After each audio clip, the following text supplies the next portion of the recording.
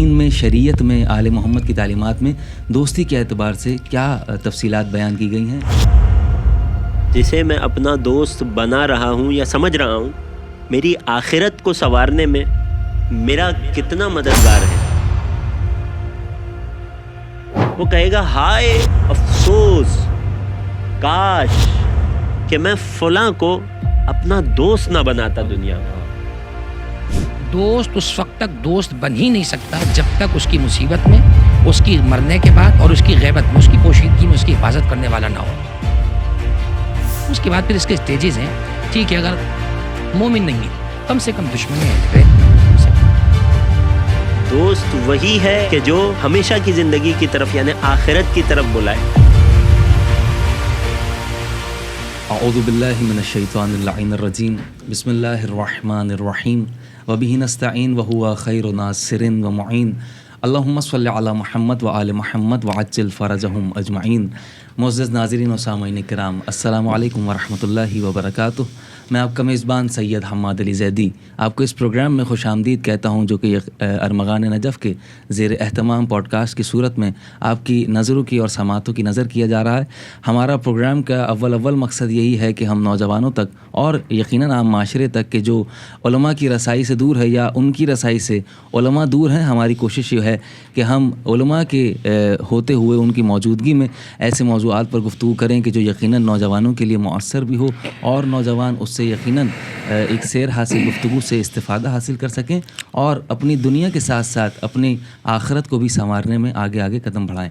ناظرین کرام، اس سلسلے میں ہمارے ساتھ دو علماء کرام موجود ہیں جو کہ یقیناً اپنے قیمتی وقت میں سے ہمیں وقت مہیا کر رہے ہیں۔ اول میں دونوں کا تہہ دل سے ارمغان نجف کی جانب سے بھی اور پوری ٹیم کی جانب سے شکر گزار ہوں کہ آپ دونوں نے ہمیں وقت مہیا کیا، اور اسی کے ساتھ ہم دونوں کو اس پروگرام میں خوش آمدید کہتے ہیں۔ ہمارے ساتھ موجود ہیں حجت الاسلام والمسلمین مولانا حافظ ارتضیٰ نجفی صاحب۔ السلام علیکم ورحمۃ اللہ۔ وعلیکم السلام ورحمۃ اللہ وبرکاتہ۔ الحمدللہ خیریت سے، الحمدللہ، اللہ آپ کو سلامت رکھیں۔ اور ہمارے ساتھ دوسرا نام جو کہ یقیناً اپنی قیمتی مصروفیات میں سے ہمیں وقت مہیا کر رہے ہیں، موجود ہیں حجت الاسلام والمسلمین مولانا سید جواد حسین عابدی صاحب۔ السلام علیکم السلام ورحمۃ اللہ۔ کیسے مزاج؟ مولا کا احسان، جزاکم اللہ۔ اللہ آپ کو سلامت رکھیں۔ ناظرین کرام، ہمارا پروگرام ان دونوں علماء کی موجودگی میں اس موضوع پر ہے کہ یقیناً آج کل کے دور میں کہ جو انتہائی گہما گہمی کا بھاگ دوڑ والا دور ہے اور ایک مشکل وقت جو یقیناً ہر ایک انسان کے لیے موجود ہے، ایسے مشکل وقت میں کہ جب انسان کی زندگی حالات کی نظر ہو جائے، معاملات کی نظر ہو جائے یا دیگر دوسرے حالات میں انسان پریشان ہو جائے، ان تمام تر حالات میں ایک چیز جو کہ رشتے کی صورت میں انسان کی زندگی میں موجود ہوتی ہے، بڑا سہارا ہوتی ہے اور بہت زیادہ اثر رکھتی ہے زندگی میں، وہ ہے دوستی۔ آج ہمارے موضوع یقیناً پروگرام کا موضوع دوستی کے ہی حوالے سے ہے کہ دوستی اور اس کے تقاضے، کہ دین میں، شریعت میں، آل محمد کی تعلیمات میں دوستی کے اعتبار سے کیا تفصیلات بیان کی گئی ہیں اور دوست بنانے سے پہلے ہمیں کیا کیا احتیاط کرنی چاہیے، ان کے حوالے سے ان دونوں علماء سے گفتگو کریں گے۔ آئیے ہم آغاز کرتے ہیں مولانا حافظ ارتضیٰ نجفی صاحب سے۔ جی قبلہ، میں چاہوں گا کہ آپ شریعت میں جو دین اسلام میں، دین محمدی میں، دین محمد و آل محمد علیہ الصلاۃ والسلام میں دوستی کے اعتبار سے جو تقاضے بیان کیے گئے، یعنی کون سے پرنسپلز ہیں کہ جن کے ذریعے سے انسان اپنی زندگی میں اس رشتے کا آغاز کرے؟ اعوذ باللہ من الشیطان الرجیم، بسم اللہ الرحمن الرحیم۔ سب سے پہلے تو آپ کا بھی شکریہ اور قبلہ مولانا صاحب سے اجازت لیتے ہوئے بسم اللہ، جزاکم اللہ۔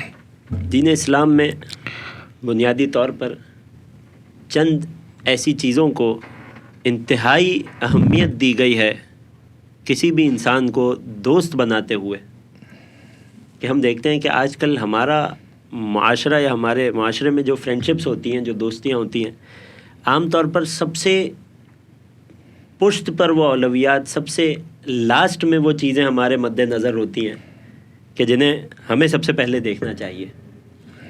مثلاً اگر بہت مختصر بات کی جائے، ایک بہت اہم تقاضا یا بہت اہم پیمانہ کہ جسے مد نظر رکھتے ہوئے انسان کو دوستی کرنی چاہیے، وہ روایات اور قرآن کی روشنی میں یہ آیا ہے کہ جس شخص سے میں اپنی قربت بڑھا رہا ہوں یا جسے میں اپنا دوست بنا رہا ہوں یا سمجھ رہا ہوں، وہ میری ہمیشہ کی زندگی کو، میری آخرت کو سنوارنے میں میرا کتنا مددگار ہے، بے شک، یا بالکل اسی کے عکس کہ میں اپنے دوست کی آخرت سنوارنے میں کتنا مددگار ہوں. واہ، عام طور پر ہم دیکھتے ہیں کہ دوستیوں کا معیار یہ ہوتا ہے کہ کاروبار میں ساتھی ہیں مثلاً، جاب میں کولیگ ہیں مثلاً، یا اسکول کی فرینڈ شپس کنٹینیو ہیں، یا کوئی اور دنیاوی اغراض و مقاصد ہیں. امام معصوم علیہ السلام کے فرمان سے تبرک حاصل کرتے ہوئے امام معصوم فرماتے ہیں کہ من بصرک عیبک، جو تمہیں تمہارا عیب دکھائے تمہارے سامنے، وحفظک فی غیبک، اور جب تم اس کے ساتھ نہ ہو، کسی اور گیدرنگ میں، کسی اور محفل میں بیٹھا ہوا، اور اس میں تمہاری غیر موجودگی میں تمہاری حفاظت کرے، یعنی کیا، تمہارے نام کے ساتھ کوئی برائی نہ جڑنے دے، فہو صدیق وہی تمہارا حقیقی دوست ہے. سبحان اللہ. اب یہاں معصوم نے ایک تقاضا بتا دیا دوستی کا، بے شک. ایک معیار بتا دیا دوستی کا. اسی طرح معصوم فرماتے ہیں مضمون کلام، دوست وہی ہے کہ جو تمہیں ہمیشہ کی زندگی کی طرف یعنی آخرت کی طرف بلائے اور برائیوں سے بچائے. ماشاء اللہ. جی آغا صاحب، بہت بہت شکریہ. آپ نے جو سوال کا جواب دیا، یقیناً اس میں دوستی کے معیار کے اعتبار سے اور تقاضے کے اعتبار سے بات کی. میں چاہوں گا کہ مولانا جواد صاحب سے کہ آپ، دوستی یقیناً انسانی زندگی کا ایک لازمی جز ہے، ایک ایسا حصہ ہے کہ جس کے بغیر انسانی زندگی نامکمل سی ہوتی ہے. مولانا نے جیسے امام کے قول کے ذریعے سے دوستی کے تقاضے کی گفتگو کی، میں چاہوں گا کہ آپ بھی اسی دوستی کا، یعنی جو ایک زندگی کا، انسانی زندگی کا لازمی جز ہے، اس میں کیا خیال رکھنا چاہیے، اور انہی کے تقاضوں میں، جو دوستی کے تقاضوں میں شمار ہوتے ہیں، اس میں ایسا کون سا خیال رکھنا چاہیے کہ ہماری دوستی بہترین اور احسن انداز میں دوستی کہلائے. بسم اللہ الرحمن الرحیم، الحمدللہ رب العالمین، والصلاۃ والسلام علی اہلھا، اما بعد. دیکھیے قبلہ حافظ صاحب نجفی نے جو ابتداً گفتگو فرمائی، اسی گفتگو سے استفادہ کرتے ہوئے بات کو آگے بڑھاؤں. سب سے پہلے آپ نے جیسے عرض کیا کہ دوستی انسانی زندگی کا لازمی جز ہے، تو یہ لزوم کہاں سے ہمارے ساتھ جڑا، یعنی کس نے ہم سے اس بات کی طرف جو ہے ہمیں ابھارا، یا کیسے ہمیں یہ بات پتہ چلی لازمی جز ہے. تو دیکھیے اللہ سبحانہ و تعالیٰ نے انسان کو معاشرتی پیدا کیا، انسان سوشل ہے، یعنی انسان جنگلوں میں رہنا پسند نہیں کرتا، انسان تباہی اور بربادی اور تنہائی میں رہنا پسند نہیں کرتا، وہ وحشت زدہ ہو جائے گا، وہ اسٹریس میں ہو جائے گا. فطری طور پہ انسان چاہتا ہے وہ کسی سے انٹریکٹ کرے، کسی سے اس کے روابط ہوں. تو یہ اللہ سبحانہ و تعالیٰ کی طرف سے خود ایک لطف ہے کہ اس نے انسان کو انسان بنانے کے لیے، اس کو سنوارنے کے لیے، ایک اچھے معاشرے کو اچھے اصولوں پہ ڈیولپ کرنے کے لیے اس نے یہ فطری چیز رکھی ہے، ہماری بلٹن میں ہے کہ ہر انسان دوست تلاش کرتا ہے. تو پہلی بات تو یہ ہو گئی. دیکھیے معاشرے کے اندر جب ہم دیکھتے ہیں تو اتنا حساس اہم ترین موضوع ہے، کلیدی موضوع ہے دین کے حیثیت سے. اس پہ آپ کا دین ڈیپینڈ کرتا ہے، اس پہ آپ کی آخرت ڈیپینڈ کرتی ہے، آپ کی معاشرت اس پہ ڈیپینڈ کرتی ہے. حتیٰ کہ روایات میں آیا کہ مجاملۃ الناس سے سلسل عقل، یعنی لوگوں کے ساتھ گھلنا ملنا یہ عقل کا تہائی حصہ ہے، آپ کے پاس ایک تہائی ہے. ایک روایت میں التودد الی الناس نصف العقل، لوگوں سے محبت رکھنا، ان سے قرب بڑھانا، یہ آدھی عقل ہے آپ کی. تو نصف عقل محبت رکھنا ہے، اور نصف عقل کن سے رکھنا ہے، کیسے رکھنا ہے، یہ آپ کی عقل کی دلالت کرتی ہے. آپ دوستوں سے پہچانے جاتے ہیں کہ آپ کے دوست کیسے ہیں. آپ نے کہا کہ تقاضے کیا ہیں. دیکھیے ایک طویل اس میں دفتر کھل سکتا ہے، لیکن چونکہ بہت مختصر ہمارا دورانیہ ہے. معصوم فرماتے ہیں کہ انسان اگر دیکھنا چاہے تو فرمایا کہ لا یکون الصدیق صدیقا حتی یحفظ اخاہ فی غیبتہ و نکبتہ و وفاتہ. دوست اس وقت تک دوست بن ہی نہیں سکتا جب تک اس کی مصیبت میں، اس کی مرنے کے بعد اور اس کی غیبت میں، اس کی پوشیدگی میں اس کی حفاظت کرنے والا نہ ہو. یہاں ہم دنیا میں دیکھ رہے ہوتے ہیں کہ جب مال کی ریل پیل ہے، اچھے منصب میں، اچھے عہدے ہیں، تو جناب اس کے ساتھ ہم دیکھتے ہیں دوست جہاں اس پہ کوئی برا وقت آیا، کوئی کرائسس آئے، اس کی موت ہو گئی، وہ کسی پریشانی میں آ گیا، وہ جناب دیوالیہ ہو گیا اس کا، تب کون سی دوستی اور کون سا وہ. آپ اگر لفظ صداقت یعنی لفظ صدیق جیسے ہم کہتے ہیں دوستی، اس پہ غور کریں اگر، تو خود معصوم نے فرمایا کہ لفظ صدیق جو نکلا ہے یہ نکلا ہی اس لیے کہ انہ انما یصدقک فی نفسک، تم اپنے آپ میں اس کی تصدیق کر رہے ہوتے ہو کہ یہ میرا دوست ہے، میں اس کو اپنے راز بتا سکتا ہوں، اس سے مسائل ڈسکس کر سکتا ہوں، تم اپنے آپ میں اس کی تصدیق کر رہے ہو. تو جیسے بھی قبلہ نے بیان فرمایا کہ ہم جب اسے دوست بنا رہے ہوتے ہیں تو کچھ اس کے معیارات ہیں. آپ کا دوست ہونا چاہیے کہ من اعانک فی الآخرۃ والعمل لہا، جو آخرت کو حاصل کرنے میں اور اس پہ آخرت پہ کام کرنے کے لیے آپ کا مددگار ہوں، معاون ہوں. چنانچہ ہمیں چاہیے کہ جب بھی ہم دوستی کے لیے معاشرے میں ہاتھ بڑھائیں، ہم یہ دیکھیں کہ اخلاقی اعتبار سے، دینی اعتبار سے، عقیدے کے اعتبار سے میرا دوست ہے وہ ٹاپ پرائرٹیز ہیں آپ کے پاس. اس کے بعد پھر اس کے اسٹیجز ہیں. ٹھیک ہے، اگر مومن نہیں ہے کم سے کم دشمن اہل بیت نہ ہو، کم سے کم ایسا کہ آپ کی دوستی جناب اس سے خراب ہو جائے. تو میں یہ سمجھتا ہوں کہ دین نے ایک مکمل نظام ہمیں اس حوالے سے بھی دیا ہے. اگر ان اصولوں کو، رہنما اصولوں کو ہم پیش نظر رکھیں گے تو ہمارے لیے دوستی آسان کرنا بھی آسان ہو جائے گا اور اس کے فوائد بھی حاصل ہوں گے ہمیں. بے شک بے شک، جزاک اللہ. اچھا حافظ صاحب، میں یہ چاہوں گا کہ آپ یقیناً آل محمد کے اقوال سے اور ان تمام تر تعلیمات سے ہماری زندگی بالکل بھی خالی نہیں ہے، لیکن قرآن وہ یقیناً ایک لازوال کتاب، ایک ایسی کتاب ہے کہ جس نے انسانی زندگی کو کبھی بھی کسی بھی حوالے سے ہدایت سے خالی نہیں چھوڑا. تو پروردگار عالم انسانی زندگی کے تمام تر افیئرس کو بیان کر رہا ہے اور ہر ایک معاملے کو یقیناً وضاحت کے ساتھ قرآن میں بیان کر رہا ہے. تو قرآن نے انسانی معاملات میں دوستی کا ذکر کس حوالے سے کیا ہے؟ اس حوالے سے ایک آیت جسے کہتے ہیں ابھر کر ذہن میں آتی ہے سورہ مبارکہ فرقان میں، جہاں قرآن اتنے مختصر وقت میں نازل ہوا، 23 سال کے عرصے میں. 23 برس کچھ بھی نہیں ہے مقابل اس عرصے کے کہ جس عرصے کے لیے اس قرآن کو کورس بک رہنا ہے، اسے ہدایت کی کتاب رہنا ہے. اس مختصر ترین کتاب میں بھی پروردگار نے اس اہم رشتے کے ذکر کو فراموش نہیں کیا، اس کتاب کو اس سے خالی نہیں رکھا. سورہ فرقان میں ایک عجیب آیت ہے اس معاملے میں اور بڑا سوچنے پر، ٹھہرنے پر مجبور کرتی ہے ہمیں یہ آیت اپنی زندگیوں میں، اپنی دوستیوں میں. پروردگار ایک عجیب منظر کشی بیان کرتا ہے، ایک سینیریو بیان کرتا ہے روز قیامت کے احوال بتاتے ہوئے. یعنی ہمیں ایسا لگتا ہے کہ آج میں اس کو دوست بنا لیتا ہوں، میں اس سے فائدہ اٹھا لیتا ہوں، میری دنیا شاید سنور جائے گی یا مجھے کچھ اور فائدہ ہو جائے گا، یا انٹرٹینمنٹ، ایک ساتھ بیٹھیں گے، گپ شپ کریں گے، مزاح کریں گے. ہم سمجھتے ہیں کہ اس کا امپیکٹ یہاں ختم ہو جائے گا. آج اس کے ساتھ دوستی کی یا بیٹھا ہوں، 1 مہینے بعد وہ اپنی راہ پر، میں اپنی راہ پر. مگر دوستی کا انسان پر کتنا گہرا اثر ہوتا ہے، چاہے اچھا ہو یا برا دوست، اور کہاں تک یہ اثر انسان کے ساتھ جائے گا. پروردگار ارشاد فرماتا ہے یوم یعض الظالم علی یدیہ ویقول یا لیتنی اتخذت مع الرسول سبیلا. روز قیامت کیا ہوگا کہ ایک ظالم شخص، اب یہاں اس کی تفسیر میں بہت سی مرادات لی جا سکتی ہیں. یعنی بنیادی ترین مصداق وہ شخص جس نے اپنے آپ پر ظلم کیا، یعنی ہدایت کے راستے سے کسی حد تک خود کو ہٹا کر رکھا، گناہ میں، نافرمانی میں، عقیدہ عمل کی خرابی میں مبتلا ہوا، نقص میں مبتلا ہوا. وہ شخص روز قیامت کیا کرے گا؟ قرآن اس کی حالت اور کیفیت بیان کرتا ہے. اتنے شدید سٹریس میں ہوگا، اتنی شدید سختی میں ہوگا روز قیامت. یعض الظالم علی یدیہ، ظالم اپنے ہاتھ کو اپنے دانتوں سے چبا رہا ہوگا. آپ دنیا میں مشاہدہ کیجئے گا کہ کب انسان پر یہ کیفیت آتی ہے کہ وہ انسان اپنے آپ کو کاٹ کھانے لگے. یہ کیفیت دنیا میں بھی لوگوں پر آتی ہے، مگر کس شدت اور کس آزمائش کے مرحلے میں لوگ ایسا کرتے ہیں جب شدید انسان حسرت میں مبتلا ہو جائے، شدید پشیمانی جسے کہتے ہیں، ندامت کی انتہا جسے کہتے ہیں، اس موقع پر انسان اپنے ہاتھ کاٹتا ہے. بالکل. روز قیامت ظالم اپنے ہاتھ کو اپنے دانتوں سے چبا رہا ہوگا اور کیا کہہ رہا ہوگا؟ یا لیتنی اتخذت مع الرسول سبیلا، کاش میں رسول کے ساتھ سبیل کو بھی اختیار کر لیتا. اب یہ آیت، اس کی تفسیر ایک مختلف موضوع ہے، ہمارے موضوع سے شاید بہت زیادہ تعلق نہ رکھتی ہو کہ یہاں سبیل سے کیا مراد ہے، مفسرین نے کیا لکھا. اس کی اگلی آیت پھر وہ اور دوسری بات کیا کہے گا. پہلی آیت جو زیادہ تر عقیدے سے متعلق ہے، بعض ہمارے پاس روایات ائمہ موجود ہیں کہ سبیل سے مراد یہاں رسول کا راستہ یعنی ان کے اہل بیت اطہار ہیں. یہ تو بات ہو گئی، مگر اس کے بعد اس سے جڑی ہوئی بات جس پر انسان قیامت میں پشیمانی کا اظہار کرے گا، ندامت، سخت افسوس میں ہوگا، وہ کیا ہے؟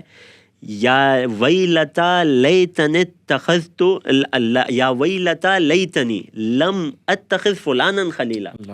وہ کہے گا ہائے افسوس، کاش کہ میں فلاں کو اپنا دوست نہ بناتا دنیا میں. کیوں؟ اس کی اگلی آیت میں اس کا ریزن بھی بیان ہوا، لقد اضلنی عن الذکر بعد اذ جانی.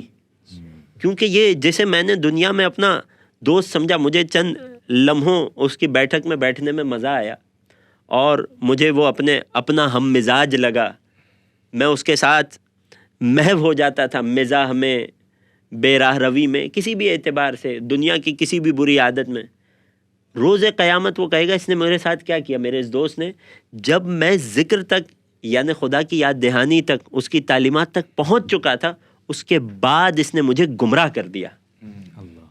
لہٰذا قرآن نے ایک ریڈ لائن ہمارے سامنے پیش کی ہے اس آیت میں کہ دیکھو یہ تمام معاشرتی اقدار، تمام روایات، ان تمام میں جو دوستی کے معیارات بیان ہوئے ہیں، ان سب کی پابندی رکھنا، ان سب کا خیال رکھنا، ان سب کا پاس رکھنا بہت اچھی بات ہے، بہت اہم ہے، لیکن کم از کم بنیادی حد یہ ہے کہ کبھی ایسے دوست سے دوستی نہ رکھنا یا نہ کرنا جو تمہیں اللہ کی راہ سے بے راہ روی میں مبتلا کر رہا ہو۔ یعنی ایسا دوست بالفرض، بہترین تو یہ ہے کہ دوست اللہ کی طرف بلائے۔ ابھی قبلہ نے بھی، مولانا نے بھی ابھی حدیث کلام معصوم کے الفاظ اور معنی بیان کیے۔ بہتری تو یہی ہے کہ جو آخرت اور اس پر عمل کرنے کی طرف اگر نہ بلا رہا ہو بالفرض، کم از کم یہ نہ ہو کہ جو جتنا دین تمہارے پاس ہے اسے بھی تم سے چھیننا شروع کر دے۔ تمہیں اس سرخ لکیر سے تمہیں بچے رہنا ہے، ورنہ روز قیامت یہ کیفیت ہوگی۔ سبحان اللہ، سبحان اللہ۔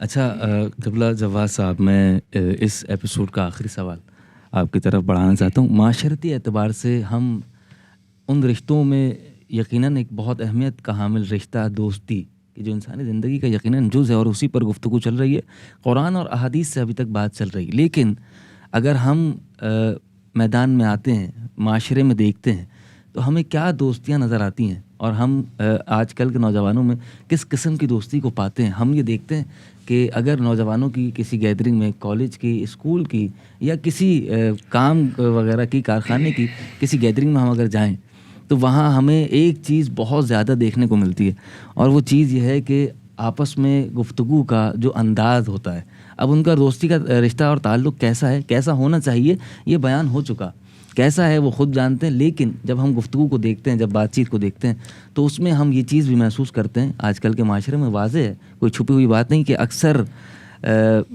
گالیوں کا استعمال کیا جاتا ہے، اکثر ایسے الفاظ کا استعمال کیا جاتا ہے جو انتہائی نامناسب ہیں، یعنی آپ گھر میں یا کسی شرافت والے ماحول میں وہ الفاظ نہیں کہہ سکتے، تو ان الفاظ کا استعمال بہت زیادہ دیکھنے کو آتا ہے۔ اور دوسرا، ایک دوسرے کو ایسے ناموں سے بلانا جو حقیقت میں ان کے نام ہیں ہی نہیں، مثلا کوئی نام ہے ہی نہیں، وہ بلائے جا رہے ہیں۔ تو ان اعتبار سے جب گفتگو کی جاتی ہے، گالیوں کا استعمال اور ان ساری چیزوں کا، تو یہ تمام تر چیزیں کیا اثرات مرتب کرتی ہیں، اس کے حوالے سے بیان فرمائیں۔ بسم اللہ الرحمن الرحیم۔ دیکھیے بات یہ کہ جو موجودہ صورتحال میں ہم دوستی جس کو کہہ رہے ہیں، تو شاید قرآن اور روایات کی روشنی میں اس کو دوستی نہ ہی کہا جائے تو اچھا ہے، وہ شاید دوستی ہے بھی نہیں۔ وہ اصل میں کیا ہے کہ وہ وقت گزاری کا ایک طریقہ ہے، ہم نے دوستی کا نام اسے دے لیا ہے۔ بعض اوقات کیا ہے کہ چرب زبانی ہے، وقت نہیں گزر رہا تو بیٹھ گئے۔ یہ تو بہت واضح سی بات ہے کہ اگر آپ کسی کوئلے کی کان میں گئے ہیں تو آپ نے وہاں سے کوئی کان کنی وغیرہ نہیں کی، لیکن آپ نکل رہے ہیں نا، تو آپ کے کپڑوں پہ، آپ کے ہاتھوں پہ کہیں نہ کہیں کالک لگی ہوئی ہوگی، وہ لگے گی۔ اسی طریقے سے آپ کسی عطر محل میں گئے، کوئی عطر کی دکان ہے، عطریات کی دکان ہے، آپ گئے وہاں سے قیمتیں پوچھ کر آ گئے، آپ نے نہ خریدا نہ کچھ، لیکن جیسے نکلیں گے تو کپڑوں میں خوشبو لگ جائے گی۔ تو بس اس محفلوں کی مثال بھی اسی کی طریقے سے ہے۔ چاہے آپ کسی برائی میں مبتلا نہیں ہیں، خود وارد نہیں ہیں، لیکن جن صحبتوں میں آپ بیٹھے ہیں وہ رنگ بہرحال کہیں نہ کہیں انسان پہ چڑھنے والا ہے۔ تو چنانچہ انسان کوشش کرے کہ عطر خریدے نہیں مگر عطر کی دکانوں میں آنا جانا رکھے۔ ایسے افراد، ایسے دوست کہ جن کی یاد دہانی، جن کا تذکر، جیسے قبلہ بیان فرما رہے تھے کہ وہ کم از کم، بہت اچھا بیان کیا کہ آخری حد یہ ہے آپ کی ریڈ لائن کہ وہ کم سے کم آپ کی دین اور آپ کے اخلاق کو برباد کرنے والا تو نہ ہو۔ چنانچہ ہمیں اس بات کی طرف دیکھنا پڑے گا، اور میں سمجھتا ہوں کہ یہ عنوان ایک وسیع عنوان ہے۔ اس کو اگر میں غلط نہیں ہوں، اس کو ڈیلی بیسس پہ بھی اگر آپ تذکر کے طور پہ چند ایک روایات یا آپ خود مطالعہ کریں، روایات پڑھیں کتابوں میں، معصومین کے پورے جلدیں آپ کے پاس درمیان، اس روایات کو سمجھے علماء سے، کیونکہ روایت کو پڑھ لینا صرف کمال نہیں ہوتا ہے، روایت ترجمہ کر لیا، پڑھ لیا، اس کو معصوم کہنا کیا چاہ رہے ہیں۔ کلام الامام امام الکلام، انی اقول کلمۃ لہا سبعۃ وسبعین بواطن، امام کے ایک جملے کے 70 باتیں ہیں۔ تو اب ظاہری طور پہ ٹھیک ہے، معصوم نے جملہ کہا، مثلا کہا کہ الاصدقاء فی جسوم متفرقہ، نفس ان کی ایک ہے، الاصدقاء نفس واحدہ و جسوم متفرقہ، ان کی جان ایک ہوتی ہے، ایک پہ بات آ جائے سب کھڑے ہو جائیں، ایک کی حرمت پہ بات آئے سب دوست کھڑے ہو جائیں، جسوم متفرقہ، جسم الگ الگ ہیں۔ تو آج ہم معاشرے کے اندر دیکھتے ہیں تو آج جو دوستیوں کا اسکیل ہمارے پاس ہے وہ پتہ نہیں مجھے لفظ یوز کرنا چاہیے نہیں، بدماشی مثلا، جو میرا بہت بڑا بدماش ہے وہ میرا سب سے پکا دوست، اس لیے کہ وہ برے وقت میں میرے کام آنے والا ہے، بجائے اس کے کہ ہم کسی ایسے اس پر جائیں۔ مجھے یہ دیکھنا چاہیے، بعض اوقات دیکھیے ضروری نہیں ہے کہ اگر یہ لازمی جز ہے تو مجھے دوستی کرنی ہی کرنی ہے۔ اگر میرے اطراف میں سراؤنڈنگ میں کوئی ایسا بندہ نظر نہیں آ رہا جو ایلیجیبل ہو میرے لیے، اس لائق ہو، اس معیار پہ اترنے والا، تو میں گوشہ نشینی کی کیفیت بھی اختیار کروں۔ اور ایک بات اور، دیکھیے آپ نے کہا کہ فحش کلامی ہو رہی ہے، اس کا بہتر طریقہ تو یہ ہے کہ قلت کلام، من عادات الکرام قلت الکلام قلت المنام قلت المرام، کم بولنا، کم کھانا، کم سونا، کم امیدیں، یہ اچھے لوگوں کی علامتوں میں سے۔ جو کم بولے گا وہ اچھا بولے گا، اچھا بولے گا پتے کا بولے گا، من قل کلامہ کثر حیاؤہ، ٹھیک ہے، جو جس کا کلام کم ہو اس کی حیا زیادہ ہوتی ہے، اس کا روب ہوتا ہے۔ چنانچہ ہمیں چاہیے کہ ہم بیٹھے ہوں خالی وقت میں، آج ایک سب سے بڑا مسئلہ لوگوں کو مولانا کیا کریں، ذکر خدا کریں، دعائیں معصور روایات پڑھیں، تذکر کریں، کچھ نہیں کر سکتے، آسمان کو دیکھ کے خدا کی خلقت کو یاد کریں، زمین کی وسعت کو دیکھ کے خدا کی خلقت کو یاد کریں، تاکہ خداوند متعال کی قدرت بھی ذہن میں رہے۔ اور فحش کلامی اور اس طرح کی لا یعنی گفتگو، فحش کلامی تو ایک آپ ایکسٹریم بات کر رہے ہیں، لا یعنی گفتگو، علماء نے یہاں تک کہا، کسی نے آپ سے صرف اتنا پوچھا کہاں سے آئے، اب اسے پورا جناب رام کہانی سنانے کی ضرورت نہیں ہے، آپ نے جواب دیا گھر سے۔ چنانچہ ہمیں چاہیے کلام میں بھی اعتدال پیدا کریں تاکہ کم سے کم خطائیں ہوں اور ہم کم سے کم اللہ سبحانہ و تعالیٰ کی بارگاہ میں جو ہے وہ مطمئن قرار پائیں۔ سبحان اللہ، جزاک اللہ۔ بہترین انداز میں دونوں علماء کرام سوالات کے جوابات دے رہے ہیں، اور یقیناً موضوع ہمارا دوستی اور اس کے تقاضے ہیں۔ میں اس ایپیسوڈ کا اختتام انہی دعاؤں کے ساتھ کرنا چاہوں گا کہ پروردگار عالم کی بارگاہ میں دعا ہے، پروردگار بحق محمد و آل محمد، ہماری اس بات کی طرف کوشش ہے، پروردگار ہماری اس کوشش کو اپنی بارگاہ میں قبول فرمائے، اور اس کوشش کے ذریعے میں نوجوان اذہان تک ہماری ان باتوں کو پہنچائے، بالخصوص تعلیمات محمد و آل محمد کے، جن کا بیان کرنے کے لیے دونوں علماء کرام ہمارے ساتھ موجود ہیں۔ پروردگار عالم ان دونوں کی توفیقات خیر میں اضافہ فرمائے، ہر ایک عاشقان محمد و آل محمد کی جان مال عزت و آبرو کی پروردگار عالم حفاظت فرمائے۔ ہم تمام کو جناب سیدہ کے صدقے میں بہترین زندگی، بہترین عقیدے والی، بہترین حالات والی زندگی عنایت فرمائے، ہر ایک مومن کے مشکل حالات کو بہترین حالات میں تبدیل فرمائے، اور ہماری سب سے بڑی دعا ہمارے وقت کے امام کے ظہور میں تعجیل فرمائے، ہم ان کے آوان و انصار میں شامل فرمائے۔ انہی دعاؤں کے ساتھ اجازت دیجیے اپنے میزبان سید حماد علی زیدی کو۔ والسلام علیکم ورحمۃ اللہ وبرکاتہ۔